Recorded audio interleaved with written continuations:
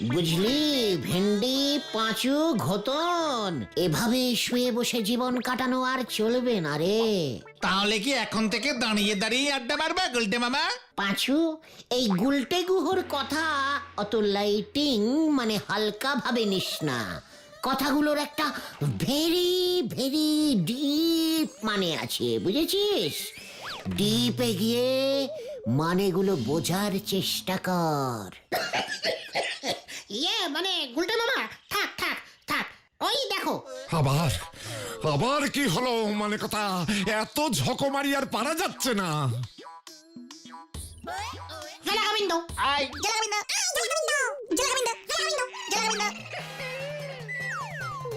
কত ছাড়া বুঝবুক, মানে কথা, তোদের সব কটাকে ধরে যদি জেলে না ভরতে পারি তবে আমার নামও ঝোলা, মানে গোবিন্দ গুছাইত না। না গোবিন্দ বাবু, এমন ব্যাড কথা বলবেন না। ওরা খুব গুড ছেলে, ওদের ভরবেন না জেলে। আমি ওদের লিডার শ্রীমান গুলটে।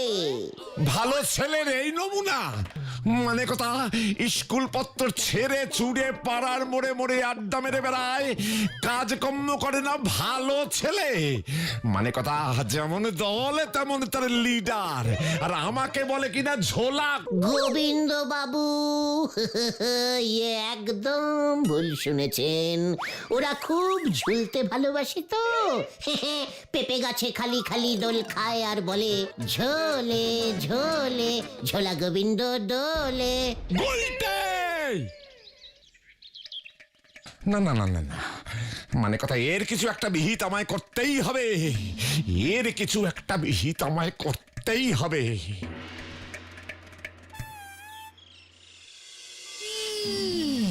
পাড়ার ওই বকাটে ছেলেপুলেদের পরে গারদে পুরবেন, এখন আগে আপনি আপনার মেয়েকে বাঁচান, ও যে খুনের দায়ে পড়বে। কি? হ্যাঁ, মানে কথা, পটেশ্বরী খুন? মানে কি বলতে চাইছো হে হরিবল দারোগা? ইস, বলহরি দারোগা হবে। ওই একই হলো। মানে কথা, ব্যাপারটা একটু ঝেড়ে কাশো তো দেখি। কাল রাতে আপনার মেয়ে ওর ঘরে বুঝি খুব দাপাদাপি করে লম্ফজম্প করছিল। লম্পজম্প কি বলছো? মানে কথা, পটেশ্বরী রোজ রাতে নাচে প্র্যাকটিস করে, তুমি তো জানো। মানে হরিবল, মানে বলো হরি, মানে আমার মেয়ে সিনেমার নায়িকা হতে চায়। ইস, তাতে তো আমার কোনো আপত্তি নেই, কিন্তু ওই নাচের দাপাদাপি শব্দেই পাশের বাড়ির হরনাথ বাবুর হার্ট ফেল করেছে, হাসপাতালে ভর্তি। কি কেমন কথা? মানে কথা, বলাই ডাক্তার নাকি সব শুনে এমনটাই বলেছেন। ইস, কি কাণ্ড! তার সঙ্গে থানায় রিপোর্ট করবার কুবুদ্ধিটা নাকি ওই বলাই ডাক্তারই দিয়েছে। এ তো সত্যি চিন্তার কথা শোনালে বলো হরি। মানে কথা, কিন্তু আমার মেয়েকে তো চেনো, ওর নাচ বন্ধ করি কেমন করে? হ্যাঁ, সিনেমার নায়িকা হতে চায়, কিছু বলতে গেলে বন্দুক নিয়ে তেড়ে আসে। হ্যাঁ, ওরে বাবা রে। পটেশ্বরীর বিয়ে দিয়ে দেন, তাহলে এরপর থেকে যা কিছু হবে তার দায় আপনার ঘাড়ে আসবে না। ওরে বাবা, মানে কথা, একই কঠিন কথা বললে হে হরিবল। ইস, বলো হরি, বলো হরি। ওই হরিবল বলো হরি একই হলো। তা পটেশ্বরীকে বিয়েটা মানে কথা কে করবে শুনি? হ্যাঁ, সে চিন্তা কি তুমি করেছো? আমার মেয়েকে তো তুমি চেনো, পটেশ্বরীকে বিয়ে করতে হলে তো যথেষ্ট মানে এলেমবাজ ছেলে চাই। এই ব্যাপারেও আমি একটা বুদ্ধি বার করেছি। করেছো? বলো কি, তোমার এত বুদ্ধি আছে, আমি আগে বুঝতেই পারিনি। মানে কথা, বলে ফেলা দেখি। বলছি আগে কাছে আসুন, এসব ব্যাপার গোপনে আলোচনা করতে হয়।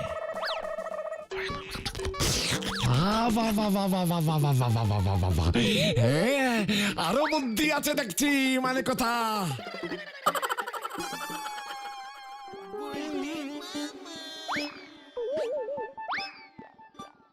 আরে দূর দূর কি হয়েছে বলবে তো গুলটে মামা, তুমি সেই আসবার পর থেকে এইভাবে পাইচারি করেই চলেছো। কি হলো, ফোড়া হয়েছে নাকি যে বুঝতে পারছো না?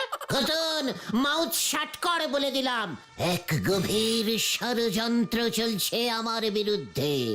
মানে ব্যাপারটা কি বলে ফেলো তো, আর রহস্য করো না গুলটে মামা। ওই গোবিন্দ গুছাই তোর একমাত্র কন্যা পটেশ্বরীর সঙ্গে আমার বিয়ে দেবেন বলিয়া স্থির করিয়াছেন। কি বলছো তুমি? আজ দুপুরে গোবিন্দ বাবু পিসিমার কাছে গেছিলেন। পিসিমার মুখ থেকে আমি যা কথা শুনিলাম।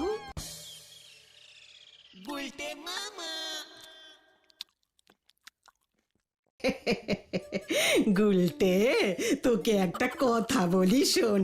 আমি ভাবছি তোর বিয়ে দেব। এই হাওয়া থামাও। আমার হাওয়া লাগবে না, আমি বিয়েও করব না। ওরে শোন না, আজ গোবিন্দ বাবু এসেছিলেন। গোবিন্দ মানে ওই ঝোলা গোবিন্দ? অমন করে বলতে আছে, উনি তোর হবু শ্বশুর মশাই না? আমি আর খাবো না। শরীরটা কেমন খারাপ লাগছে পিসিমা। ওই গোবিন্দ গুছাইত মাগো। হ্যাঁ রে, ওই গোবিন্দ গুছাইত ওর মেয়ে পটেশ্বরীর সঙ্গে তোর বিয়ে দিতে চায়। তোর কিন্তু তাহলে কপাল খুলে যাবে রে গুলটে। একমাত্র মেয়ে, টাকার কুমির, গুড়ের ব্যবসা, ও অত বড় বাড়ি সব তোর। উফ উফ পিসিমা, আমার গরম লাগছে, খুব গরম লাগছে। আমি গেলাম। ওরে, একটু হাতটা তো ধুয়ে যা। কি জানি মনে আনন্দ পেয়েছে বলেই তো মনে হলো। এবারে তাহলে বুঝলি কত বড় ষড়যন্ত্র চলছে আমার বিরুদ্ধে। কিন্তু পটেশ্বরী দিকে বিয়ে করলে তো তোমারও লাভ, আমাদেরও লাভ গুলটে মামা। আমাদের লাভ কিভাবে শুনি? বড় লোক শ্বশুর মশাইয়ের জামাই হলে আমাদের গুলটে মামা যখন যা টাকা পয়সা চাইবে তাই পাবে। নড়াদার দোকানে তখন আর ধারে চা খেতে হবে না, গজনের দোকানে পেট পুরা ঘুগনি খাওয়া যাবে। চুপ কর, মাউথ শাট কর ঘটনা। আমার এত বড় ক্ষতির দিনে তোরা তোদের লাভ দেখছিস। আর শোন, তোরা যা ভাবছিস তার কিচ্ছু হবে না। তোদের ওই লাভের গুড়ে এক বালতি বালি। হাড় কিপটে গোবিন্দ গুছাইত আমাকে এক পয়সাও দেবে না। উল্টে ওর ঘাট থেকে ওই পটেশ্বরীকে আমার ঘাড়ে ঝোলাতে চাইছে। হাহ, তাহলে পটেশ্বরীর ওই জাম্বো সাইজের খাওয়া খরচাটাও কমবে, আর ওর অমন অত্যাচারও সহ্য করতে হবে না। ভেবে দেখেছিস? তখন তোদের এই আড্ডাও বন্ধ হয়ে যাবে। কি জানি, পটেশ্বরী বোধহয় আমাকে দুর্বল পেয়ে ঘোড়া বানিয়ে রাখবে। সত্যি তো, আমরা তো এত গভীরে ভাবিনি। শোন, সন্ধে নেমে আসছে, তোরা যা, যে যার মতো বাড়ি যা। কাল সকাল 10টায় গজাদার বাগানে গুপ্ত মিটিং কল করিলাম।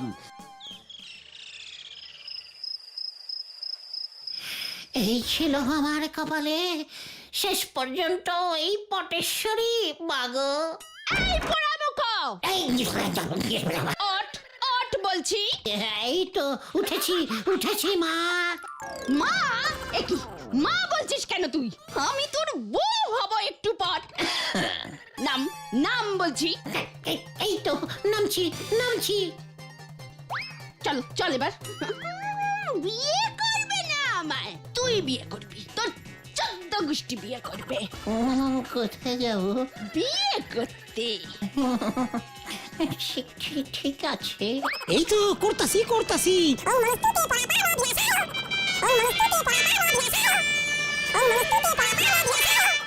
হেই, পায়ে ষষ্ঠী চরণ, এটা কিসের মন্ত্র? বিয়ের মন্ত্র ধর। ধরতেছি।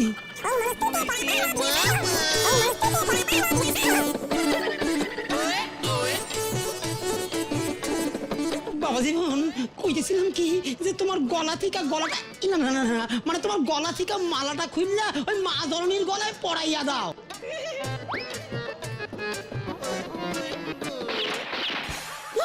বাপরে, কি? আমি তাহলে স্বপ্ন দেখছিলাম। যাক, জোড় মাচা বেঁচে গেছি। কি বলেন? জোর বাঁচা বেঁচে গেছো গুলটে মামা, স্বপ্নটা পুরো ভরে দেখোনি, আধা ভরে দেখেছো, তার মানে অর্ধেক সত্যি হতে পারে। ঠিক আছে ঠিক আছে ঠিক আছে গুলটে বাবা, কুল কুল কুল। এমনিতেই গুলটে মামার মাথাটা ফুপু ফুপু গরম হয়ে আছে, তার উপর ওরে শুধু মাথা না রে, আবার পুরো শরীর গরম হয়ে আছে। তোরা ভুলে যাস না, এমনিতে আমার শরীরে ডাকাতের রক্ত টগবগ টগবগ করে ফোটে, তার উপরে যদি ওই পেয়ে গেছি পেয়ে গেছি। কোথায় কোথায় কি কেন কি কি পেলি পাঁচু? একটা জব্বর আইডিয়া গুলটে মামা, প্ল্যানটা আগে ভালো করে শোনো। তোমাকে না ডাকাত হতে হবে। কি ডাকাত? হ্যাঁ, এই তো বললে তোমার শরীরে ডাকাতের রক্ত বইছে, আর কোন মেয়ের বাবাই তার মেয়েকে ডাকাতের সঙ্গে বিয়ে দিতে চাইবে না।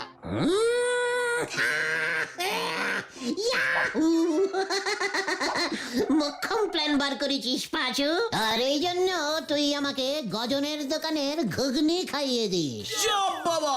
প্ল্যানটা এখন আমার কাছে তলবৎ জলরং ইয়ে মানে জলতক বলতক ইয়ে বাবা ওই রকম হয়ে গেছে। জালাবাত তারালং মানে জলের মতো সোজা। ইয়েস ভেন্ডি, আজ রাতেই ভয়ঙ্কর তেল কড়ি ডাকাতের শিষ্য হানা দেবে ওই ঝোলা গোবিন্দর বাড়ি। তৈরি হয় সকলে। জানি না রে পাঁচু, এরপর কি হয়।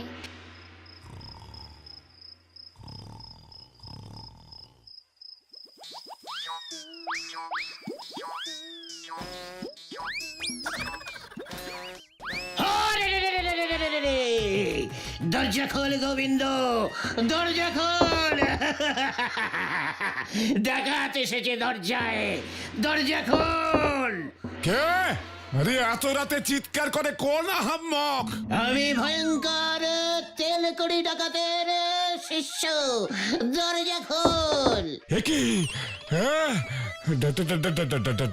ডাকাত? মানে কথা ডাকাত পড়েছে আমার বাড়ি? না না না না না, দরজা খোলা যাবে না, মানে কথা। কিরে ঝোলা গোবিন্দ, দরজা খোল। কি ডাকাতও আমাকে ঝোলা গোবিন্দ বলছে? মানে কথা কি সাহস? জানতে পারলো কি করে? ঝোলা গোবিন্দ এবারে দরজা ভাঙবো তোর। তোর মুন্ডু এবার আমি ভাঙবো। আমাকে ঝোলা গোবিন্দ বলা, হ্যাঁ?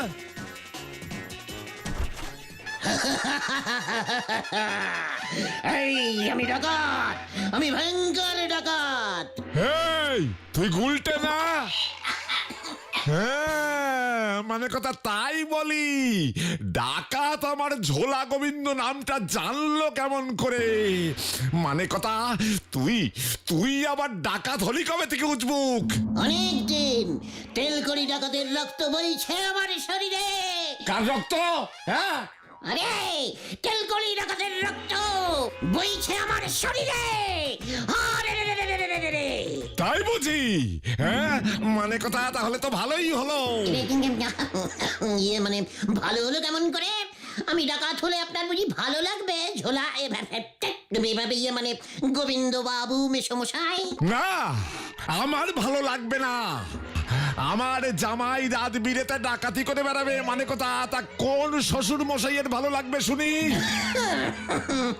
তাহলে কার ভালো লাগবে মেসমশাই শ্বশুর মশাই?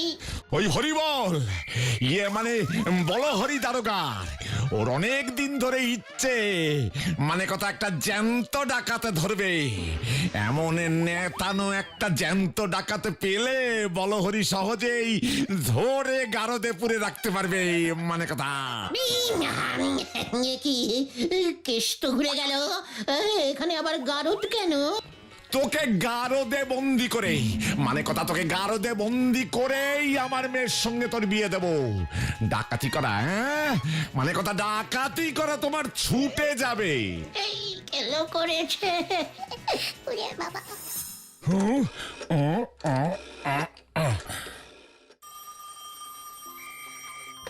হ্যালো, এই হরিবল দারোগা। ইস, বলো হরি বলো হরি। ধ্যাৎ, ওই একই হলো, যাহা বলো হরি তাহাই হরি বল। আমার বাড়িতে মানে কথা একটা জ্যান্ত ডাকাতে ধরেছি। তাড়াতাড়ি এসে এটাকে নিয়ে যান দেখি। ইস, জ্যান্ত ডাকাত। কাঁচা ঘুম ভাঙিয়েছে হতচ্ছাড়াটা। ওরে বাপরে, আপনি ঘুমুন মেসমশাই, আমি পলাই। ধাপ্পা। I hi I I I, তুই যতই পালা ওই বলো হরি তোকে ছাড়বে না, মানে কোথায় তোকে বলে দিলাম। কেস যে পুরো ঘুরে গেছে, বলহরি দারোগাকে পেছনে লেলিয়ে দিয়েছে। এবার কি হবে রে? বাঁচারে বাঁচু।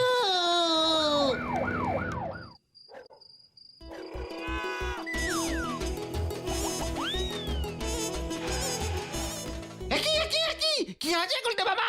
বসো বসো বসো বসো আগে। ওরে বাবা, কেস ঘুরে গেছে রে পাঁচু। ওই ঝোলা গোবিন্দ বলহরি দারোগাকে বলে দিয়েছে। ওই বলহরি এখন আমাকে ধরতে বেরিয়ে পড়েছে। কেন কেন? ওরে, আমি যে এখন ডাকাত তাই। বুঝেছি বুঝেছি, তুমি তো জাস্ট গোবিন্দ বাবুকে ভয় দেখাতে গেছিলে, ডাকাতি তো করনি। তাতে কি হয়েছে? আমি কি জানতাম নাকি ওই বলহরি দারোগা জ্যান্ত ডাকাত ধরতে চায়? কি জানি কোথায় এখন সেই দারোগা। ওরে বাবা, ওই যে ওই ছোড়া ওই দিকে পালিয়েছে। আমি আজকে জ্যান্ত ডাকাত ধরেই ছাড়বো। কত দিনের শখ আমার। ইস, কোথায়? অর্থাৎ এইখানে দাঁড়িয়ে থাকলে কি কি করে শখ মিটবে হরিবল? খুঁজুন গিয়ে। এই তো যাচ্ছি। প্ল্যানটা মনে থাকে যেন, তুমি কিন্তু এক মনে ধ্যান করে যাবে, নড়বে না একটুও। তারপর বাকিটা আমরা দেখছি, আমরা। ভাগ্যিস তোরা আমার জন্য এই ভাঙা মন্দির চত্বরে অপেক্ষা করছিলি, না হলে আমার যে কি হতো। আমরা তো জানতাম কেস যে কোনো সময় ঘুরে যেতে পারে, তাই তো তোমাকে বলে রেখেছিলাম বেগতিক দেখলে সোজা এই ভাঙা মন্দির চত্বরে চলে আসবে, আমরা থাকবো এখানেই। তথাস্তু, আমি তোদের আশীর্বাদ করলাম। ও গুলটে মামা, বলো হরি দারোগা এইদিকেই আসছে। নম ভয়ঙ্কর।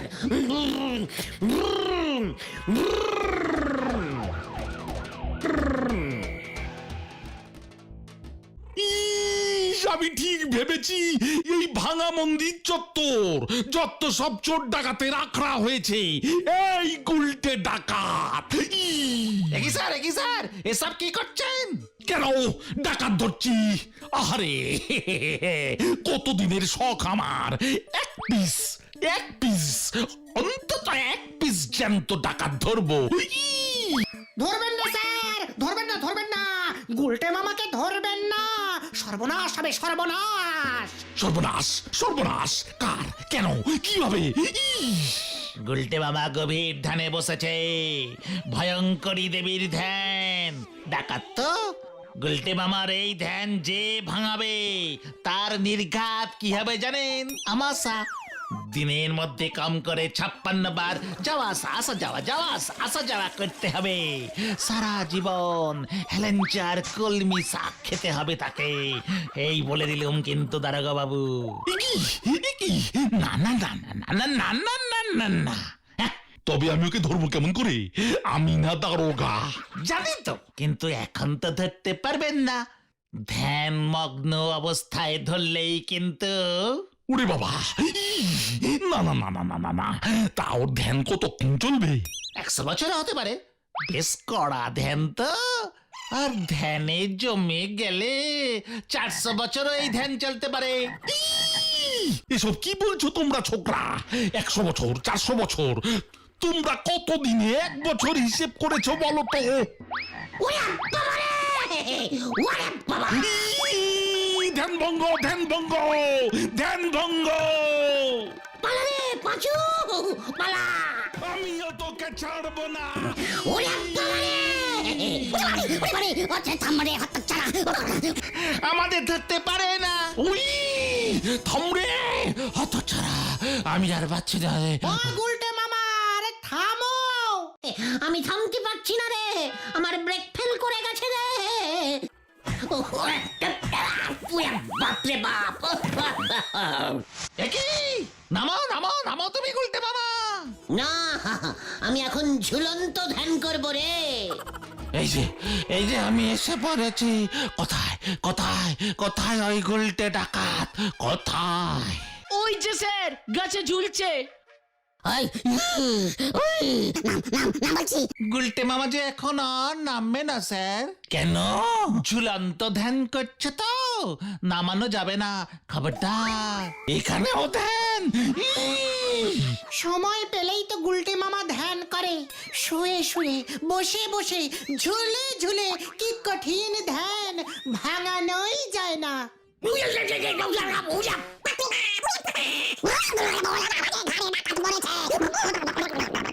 এই পাঁচুরে, আমি ধরা দিলাম রে। একই একই ভেন্ডি ভেন্ডি ভেন্ডি ভেন্ডি, তুই গুলটে মামার ঠ্যাংটা ধর। ওরে ওরে আমায় টেনে তোল রে। ও ও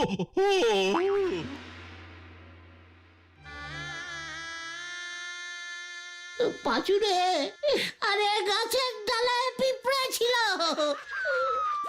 আমি কি জানতাম নাকি রে? ওরে বাবা, সে কি রাম কামড়! সবই তো বুঝলাম, কিন্তু বলহরি দারোগার যে জ্ঞানই ফিরছে না। কিন্তু আজ না হোক কাল তো ফিরবেই। ওরে, ওর জ্ঞান ফিরলে তো আমি অজ্ঞান হয়ে যাব রে। এখন তাহলে তুমি কি করবে? শোন, বলহরি দারোগার জ্ঞান ফিরলে বলবি আমি এই হাসপাতালের বেডে শুয়ে শুয়েই শুয়ন্ত ধ্যান করছি, আমাকে স্পর্শ পর্যন্ত করা যাবে না। তারপর দেখবি ও হতাশ হয়ে হাসপাতাল থেকে ছুটি নিয়ে চলে যাবে। তুমি যতদিন থাকবে ততদিন যদি উনিও ভর্তি থাকেন। না রে ভাইটুগন, এখানে সামান্য একটা পেঁচ আছে। কি প্যাঁচ? ওরে গলদপুরের বলদ ছেলের দল, ওই বলহরি দারোগাকে থানার কাজে যোগ দিতেই হবে, নয়তো ওর যে চাকরি চলে যাবে। ডাকাত ধরতে বেরিয়ে এমনিতেই যা হাল হয়েছে ওর, আর আমরা তো আর চাকরি করি না, গভীর ভাবে আড্ডা দিই। বেশ গোটা কয়েক মাস না হয় এই হাসপাতালের বেডে শুয়ে শুয়েই আড্ডা মারবো, সাথে খাওয়া ফ্রি। কি বলিস তোরা?